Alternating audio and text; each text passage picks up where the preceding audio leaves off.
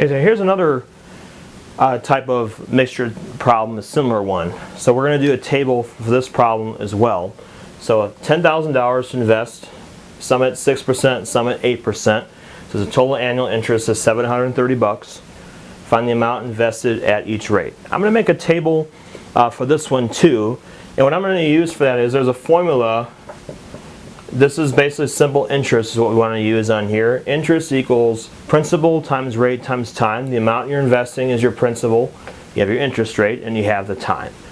So that's exactly how I'm going to set my table up. Now what I'm going to do is I'm going to kind of write it out this way.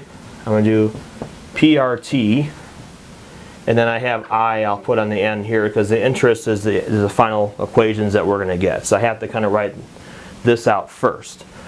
So of course each of these are multiplied, so principal times rate times time, and that's going to equal my interest. Okay, so let's put down what we know for sure. We have the two interest rates here, 6% and 8%. I'm going to turn those automatically into decimals. Now remember, you move in the decimal place 2 places to the left. So if I go over 2 places, I got to put a 0 in there, so it's 0.06 as a decimal, and 0.08 for 8%. Now the time, it's got the word annual, so annual means it's going to be for 1 year, so I can put 1 year in for each of those. Now the principal, that's where we have to use some algebra. We know that the total amount is 10,000. So the first amount we're going to do, I'm just going to go ahead and put an X in there. Don't know how much I'm investing. Now if the total that I have is 10,000, that means the remaining amount has to be 10,000 minus X. This is kind of the same that we did before with the chemistry, the mixture problem. Same idea here. You start with X. This is the amount you have left over, 10,000 minus X. We're going to multiply all the way across the entire table here to get the interest. So this is going to be 0.06X, and then this one we're going to multiply across 0.08 times 10,000 minus X. So these are our two algebraic expressions.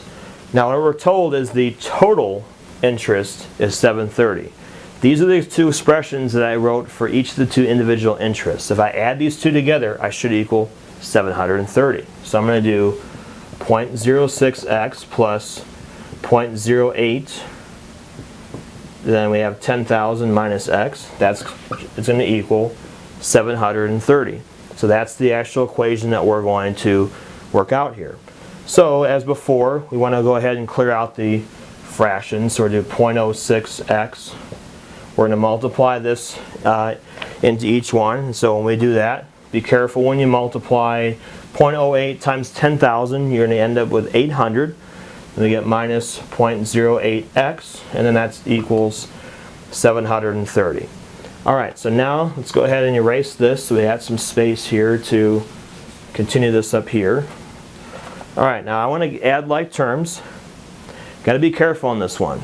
0.06 minus 0.08. You're subtracting these. Okay, so if I have 0.08 minus 0.06, I'll get 0.02. But since this one would be considered larger actually, so I got to put a negative on my answer. So I'm going to put negative 0.02x plus 800, and that's going to equal 730. Now we need to isolate the x. We're going to subtract 800 from both sides here. I want to get rid of that one.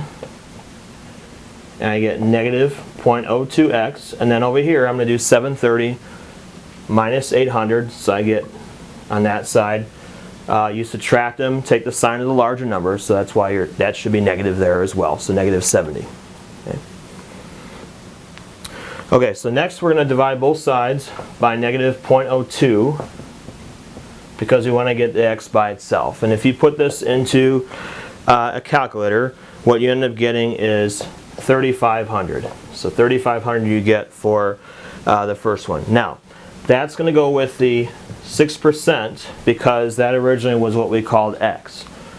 The other one, if we take 10,000 minus x, that's going to get me the remaining amount. So 6,500 is going to be at the 8%. So those will be our two answers. 3,500 at 6% and 6,500 at 8%.